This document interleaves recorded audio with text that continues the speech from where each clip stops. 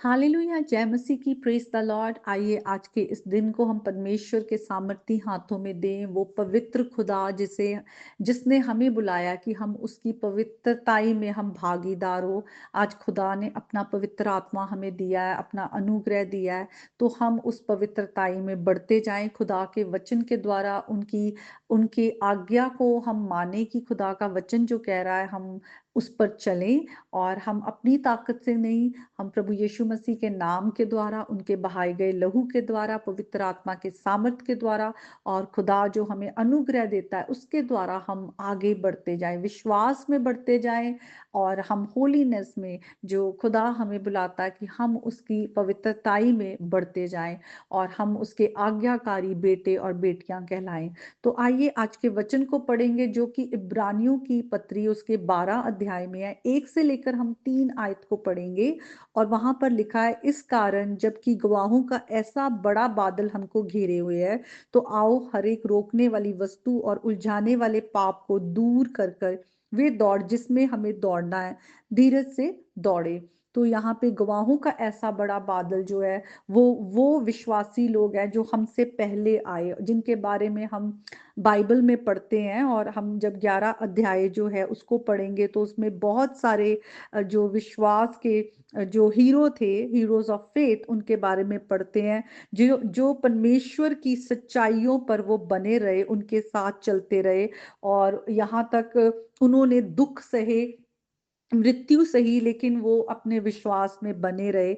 आज जब यहाँ पे गवाहों का बादल है तो यहाँ पे दो तरह से हम देख सकते हैं। एक तो जो हमसे पहले जिन्होंने एक्सपीरियंस किया है, जिन्होंने परमेश्वर के साथ अपनी जिंदगी को, उनके साथ वो जो उनकी खुदा की सच्चाइयों में वो चलते रहे, तो हम उनकी ओर देख सकते हैं। उनकी स्टोरीज को पढ़कर हम मोटिवेट हो सकते हैं, इनकरेज हो सकते हैं। दूसरा ये लिखा हुआ है कि वो गवाहों का बादल जो है हमको घेरे हुए है।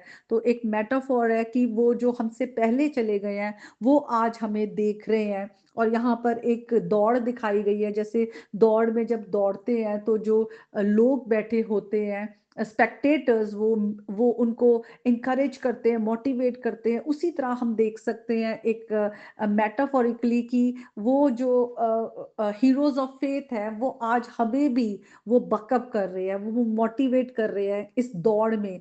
क्योंकि जब हम संसार में हैं तो हम शरीर में हैं, और शरीर में या तो हम शरीर के चलाए चलते हैं या आत्मा के चलाए चलते हैं। तो यहाँ पर लिखा हुआ है कि जो शरीर है वो जो है वो फ्लैशली जो डिजायर करता है, जो संसारिक चीजें हैं, शरीर की बातें हैं, शैतान की आवाज को वो सुनता है।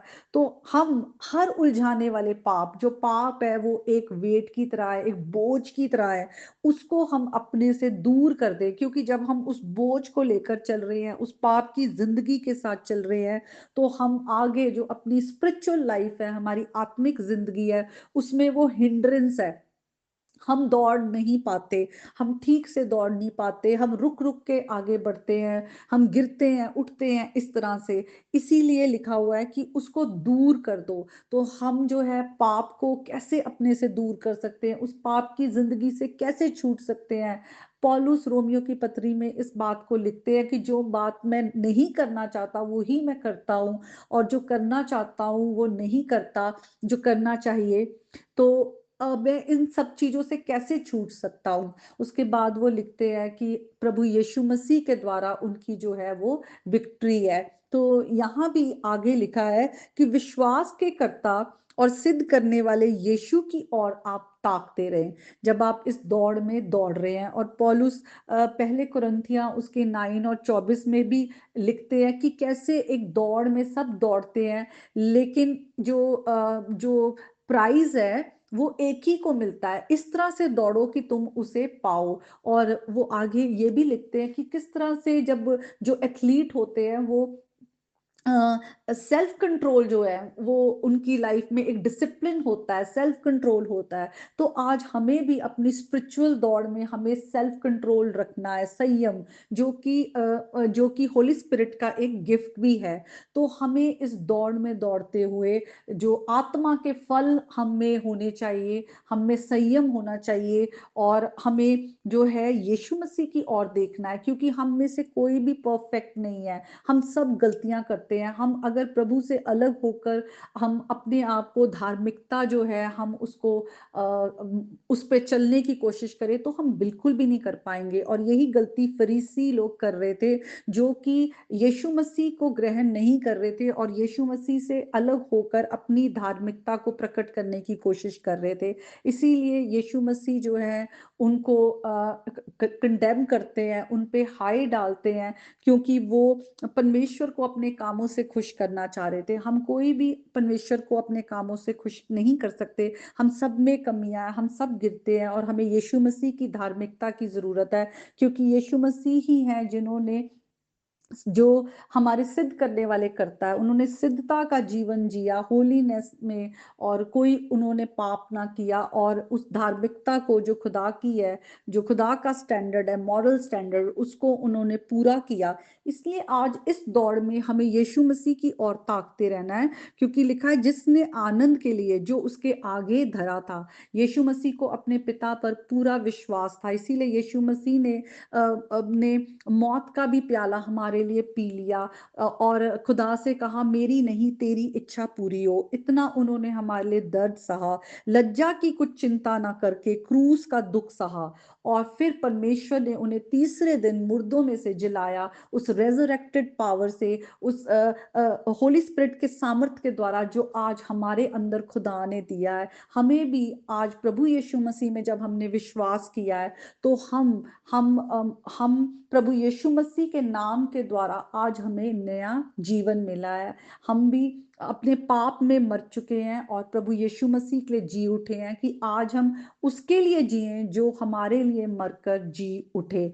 तो यहाँ पे लिखा है कि आज यीशु मसीह परमेश्वर के दाहिने हाथ जा बैठे हैं, और आज भी वो हमारे लिए मध्यस्थता कर रहे हैं। हमारी कमजोरियों में वो हमारे साथ है, क्योंकि उन्होंने वो सब कुछ इस संसार में, जब वो इंसान बनकर आए, तो वो उन सब बातों में से गुजरे जिनमें से हम आज गुजरते हैं। तो आज आप किसी भी तरह की अपनी कमजोरियों में आप स्ट्रगल कर रहे हैं, आप अपने पाप में बने ना रहें, और अपनी ताकत से भी अपने उन उन कमजोरियों से अपने आप को छुड़ाने की कोशिश ना करें, क्योंकि हम कभी भी अपने आप को अपनी ताकत से नहीं छुड़ा सकते, बल्कि हम पवित्र आत्मा का सामर्थ मांगे, पवित्र आत्मा की ताकत मांगे, खुदा से अनुग्रह मांगे, वचन में बढ़े, खुदा को अपना पहला समय दे, अपने घर घराने को प्रभु के हाथों में दे।